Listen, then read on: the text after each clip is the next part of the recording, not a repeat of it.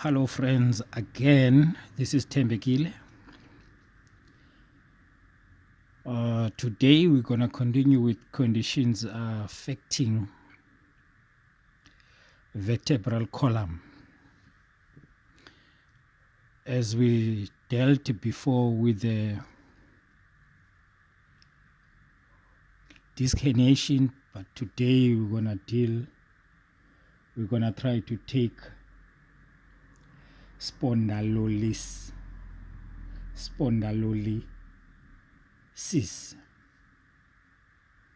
It's a tongue twisting diagnosis. Right. So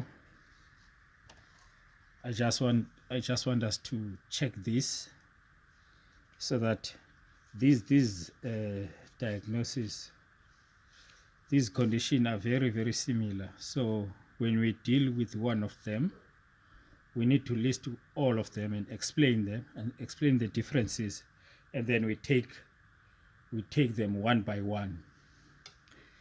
Right. The arthrosis is the degeneration of the zygapophyseal joint. Is the degeneration of the facet. At least the way it's spelled is different from the three. The other three, the spondylolysis, the spondylolysis, the spondylolysis, and spondylolisthesis.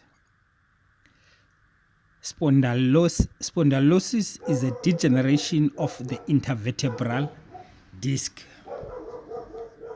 We dealt with that, but we didn't specify it, but actually we dealt with the degeneration. In other words, it's the arthritis of the intervertebral joint. But now we're going to deal with this spondylolysis. Spondylolysis is a break or fracture in the posterior arch of the vertebra. After this one is going to be a long session. Maybe we will do 2 sessions on this, and then we will do the spondylolisthesis. We will do the spondylolisthesis. Today we do the spondylolysis, which is the fracture in the posterior arch of the vertebra. Right.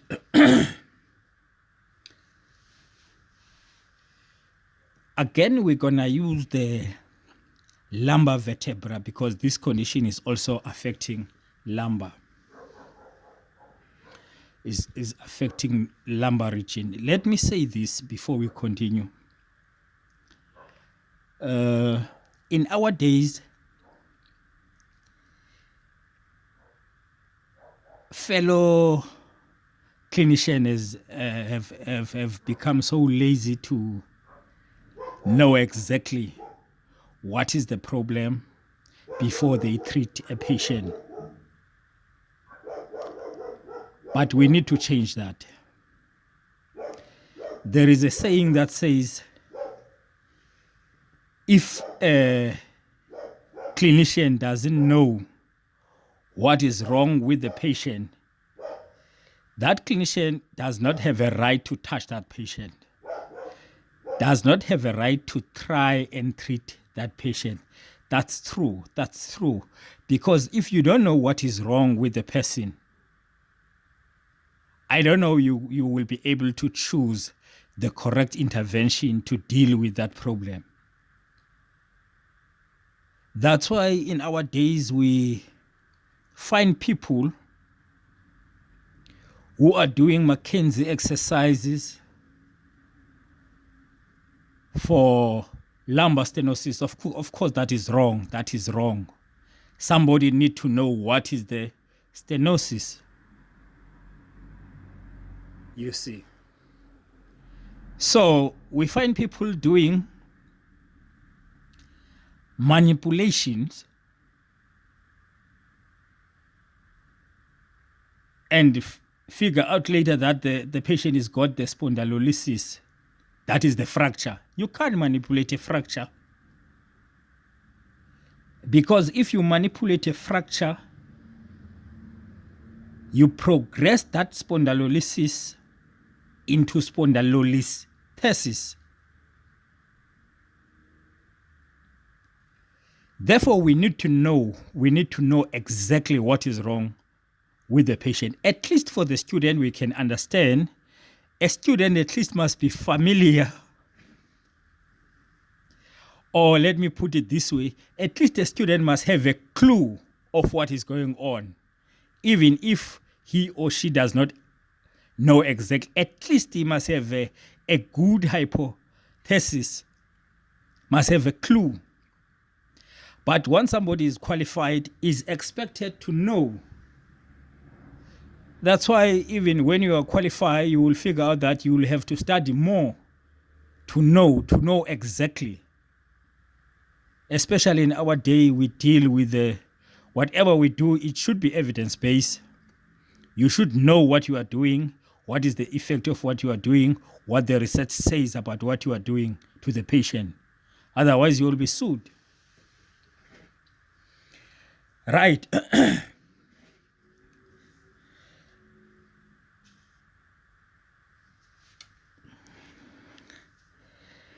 We as physiotherapists, we are movement specialists, or we are supposed to be movement specialists. We are supposed to know every structure, every muscle, every nerve, every bone, every joint, every range of motion. We're supposed to know all of that. So let's go on and try. Right, let's start with the normal structure of the lumbar vertebra. A quick revision before we continue with our study today, which is the spondylolysis. Right. As we said before, that the lumbar vertebra is made up of 5 vertebra. That is L1 to L5. Is between thoracic and sacrum. So around here, we have lumbar plexus, we have sacral plexus. All those things we need to know. Right, if we look at the lateral view of the lumbar, we can clearly see that there is anterior longitudinal ligament, that is L1, L2, L3, L4, L5, anterior longitudinal ligament, spinal nerve in the intervertebral foramen, and then we have a superior articular processes, transverse processes, inferior articular processes. Then we have pedicule, we have spinous processes, interspinous ligament, supraspinous ligament. Then if we continue to come down, we can see this is sacrum down there, that's coccyx. Right. What we need to emphasize on today, since we will be doing this condition, spondylolysis, we need to take note of this structure.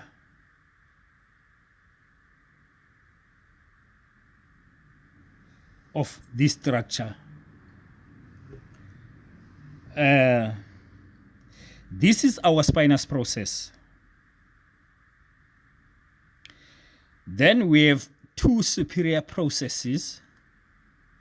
We have 2 inferior processes. Between the superior process and the inferior process, we have this part of the bone that is known as pars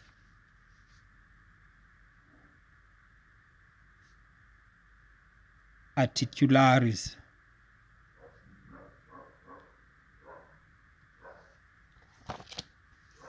This part between the superior articular process and the inferior articular process. Right. If you look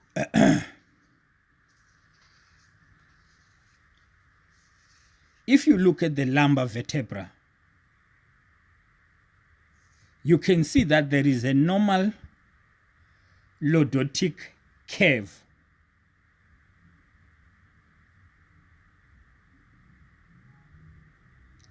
That's a normal curve. You see. Right. Let me just take this. This X-ray is taken from FNETA's Atlas. This X-ray, I'm not sure if you will see. You will see. This is the X-ray of lumbar. This is L1. This is L2. This is L3. This is L4. This is L5. This is sacrum. And then this is pedicle, pedicle, pedicle. This is intervertebral foramen. Right. And then if you go posteriorly, then you will find out that somewhere there is a spinous processes. Right. If you look at this, there is this normal curve,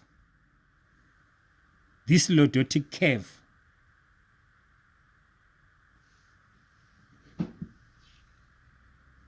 Okay.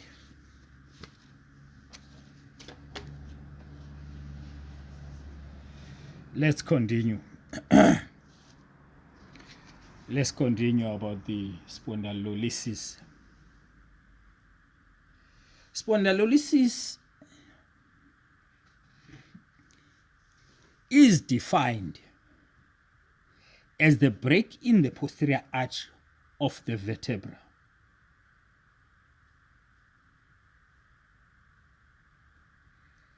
Right. Is the break in the posterior arch of a vertebra, right? Normally, this break is here. If you look at this X-ray, this break is here.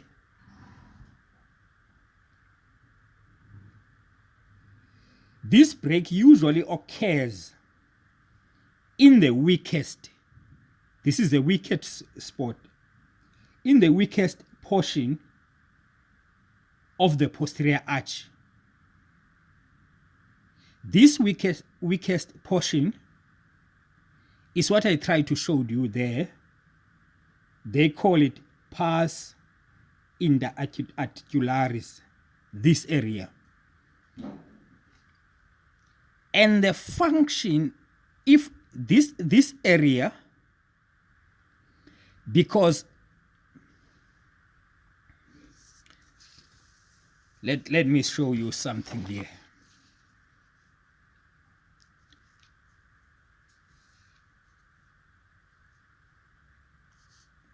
This facet joint is useful to avoid the anterior translation of the superior vertebra on the vertebra below. Right.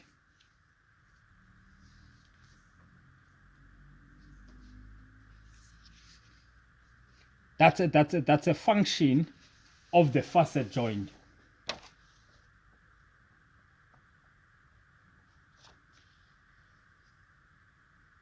Let's have a look here. This is a facet joint, right? This vertebra cannot translate anteriorly if this inferior facet joint is intact. It cannot translate interiorly. and is not supposed to translate anteriorly. Right?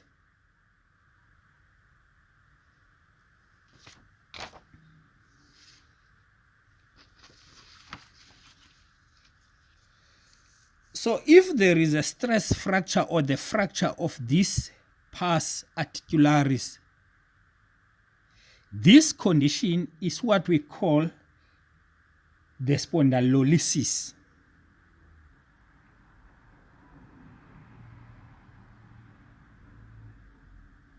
Once a break occurs within the posterior arch, the stability, since the function of this inferior facet joint is to prevent this vertebra not to translate anteriorly.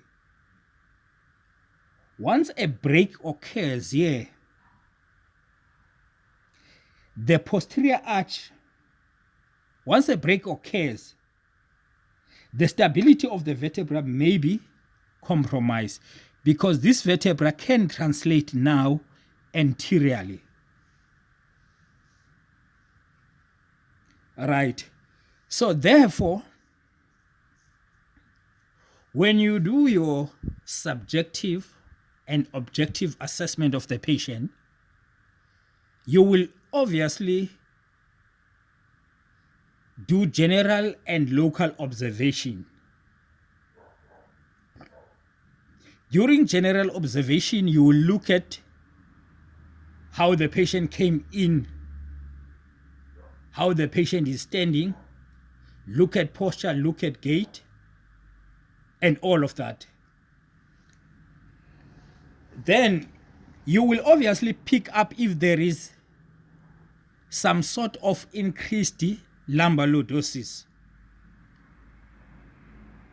Right?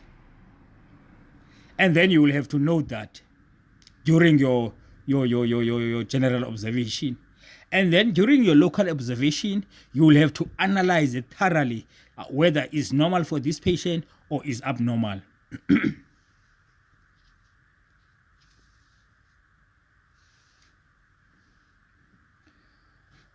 Okay.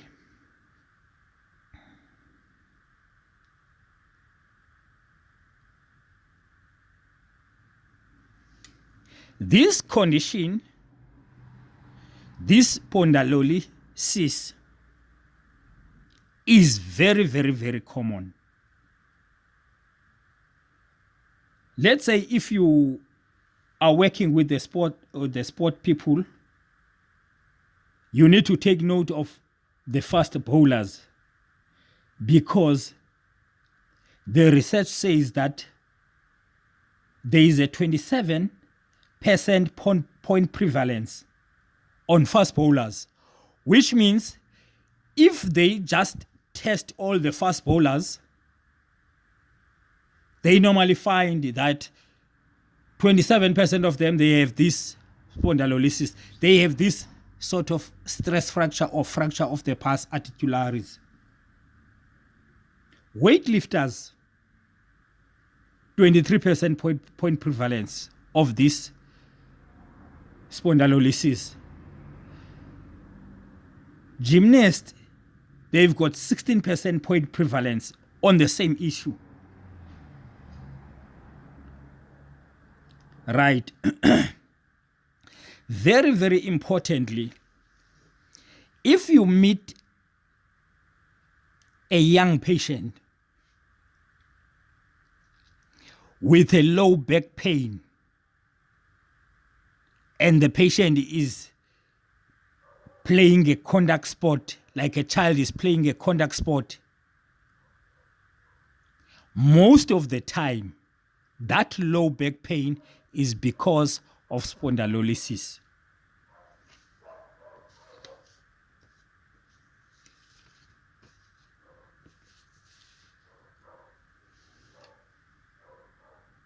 Let me say this again. One of the most common cause of low back pain in adolescent athletes is spondylolysis.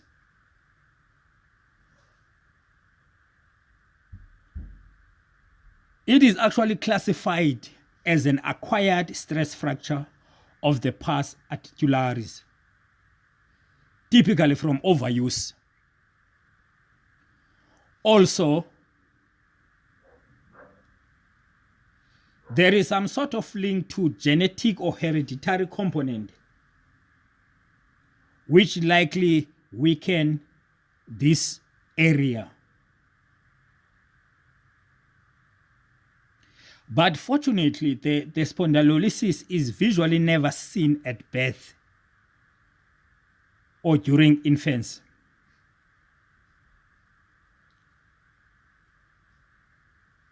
There was a research that was conducted in 2011.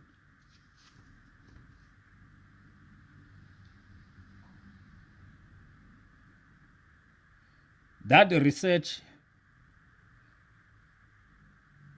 I think maybe at the end of the video, I will try to put that article there. I will attach that article. But that research, so they've tested, they've taken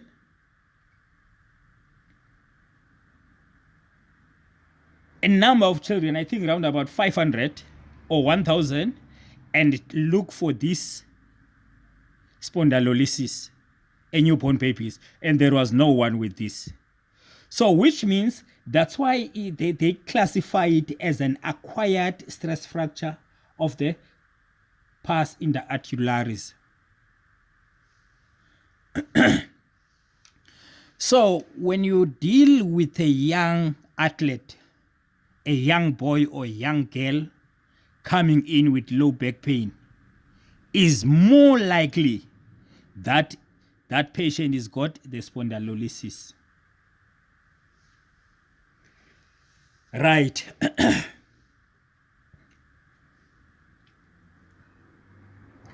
How to know whether the patient has got the spondylolysis? Obviously, it's advisable if it's a young boy, young girl, playing maybe soccer or playing rugby, playing contact sport,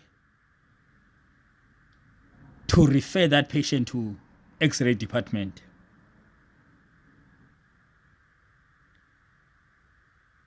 Okay, I will tell you.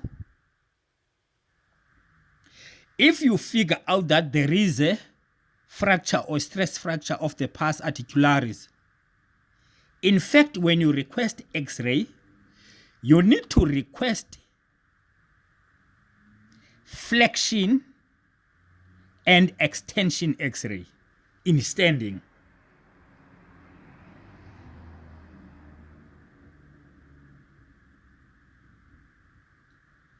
You need to request flexion and extension X-ray in standing. Then if you look, let me find my pencil quickly.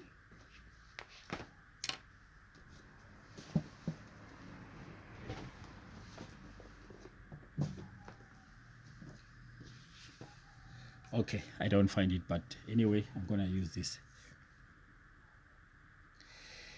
If you look at the bodies, there is normal alignment along the posterior body. There is normal alignment here if you look at it. Right. If there is a fracture here, an unstable fracture, and the patient do extension, this L4 vertebra will move a little bit forward. That's why you need to do flexion extension X-ray.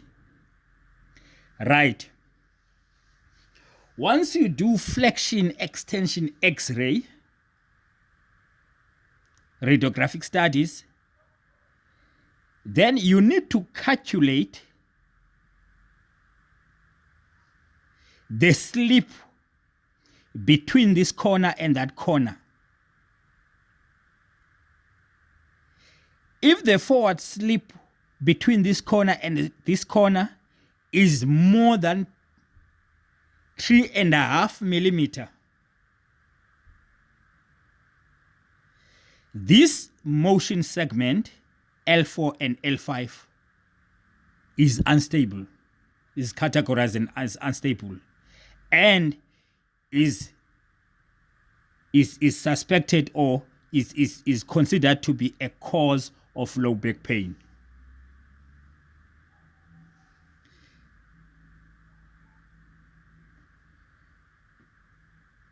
Right.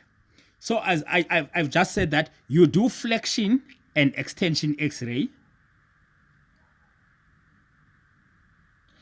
and then you check whether these corners are aligned. If they are not aligned, you calculate how many millimeters this forward vertebra has slipped forward.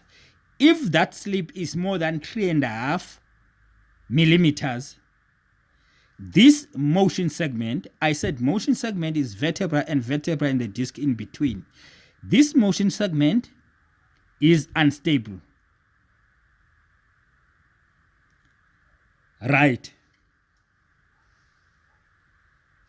While we are looking at this X-ray again,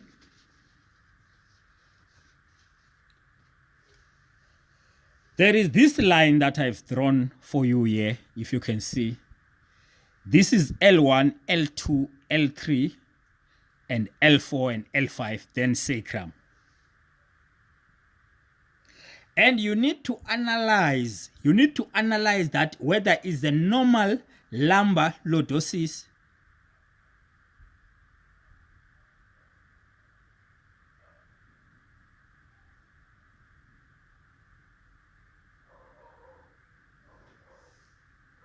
or is hyperlordosis. How to know that whether it's normal lumbar lordosis from the X-ray or is hyperlordosis? You do this test. Remember when you were a first year student, you were taught about the center of gravity, the line of gravity, right? This explanation is similar to that, but it's not that. We have what we call a Ferguson line. We have what we call a Ferguson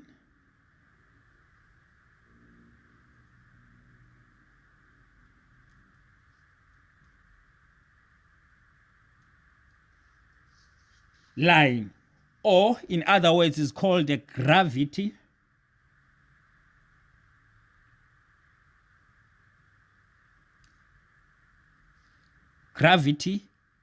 line. What is the Ferguson line? A Ferguson line is this line that I've drawn. After the X-ray, the lateral view of the X-ray, you make a cross section from corner to corner of the third vertebra.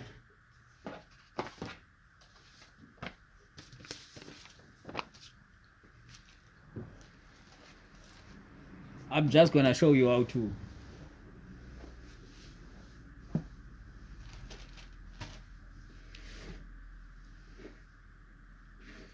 I just don't see my ruler. I just need my ruler. Okay. Anyway, I just want to use a red pen. Maybe it will be clear from the video.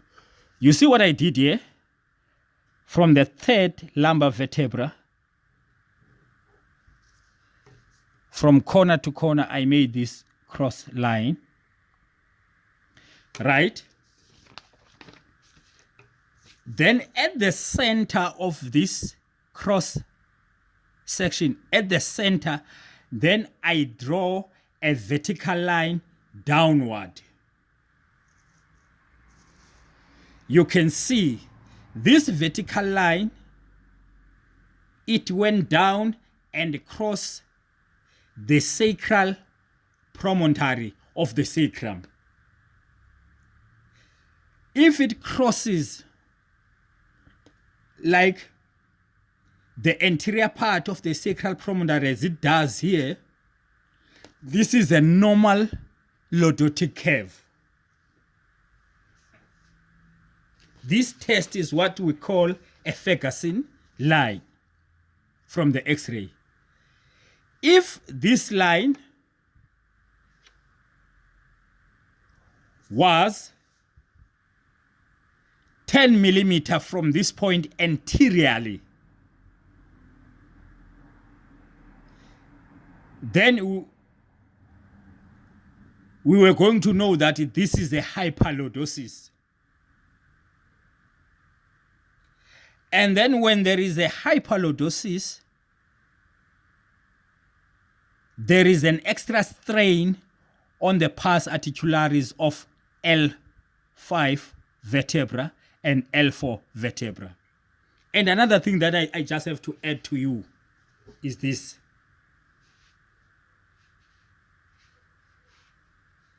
This spondylolysis is very common here at L5 and L4.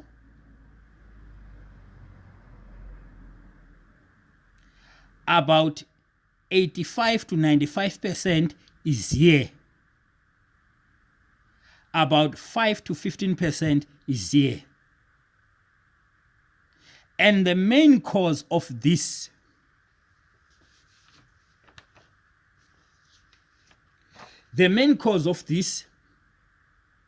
is twisting motion and is in increased lumbar lordosis or increased weight bearing, forward weight bearing. That increases strain on this pars articularis, this area. So when there is a fracture here, when there is increased lumbar lordosis, there will be obvious degeneration of this intervertebral disc or degeneration of this intervertebral disc that will eventually lead to a strain of the pars articularis that can cause a fracture.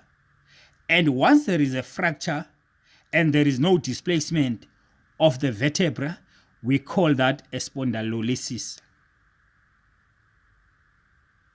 Very, very important for the clinician to identify this problem as early as possible, because it is treatable if it's identified as early as possible. Once you identify, you diagnose this and you get your diagnosis correct, and then you do your intervention, you can prevent this problem from becoming spondylolisthesis, which is the shift of the superior vertebra on the inferior vertebra.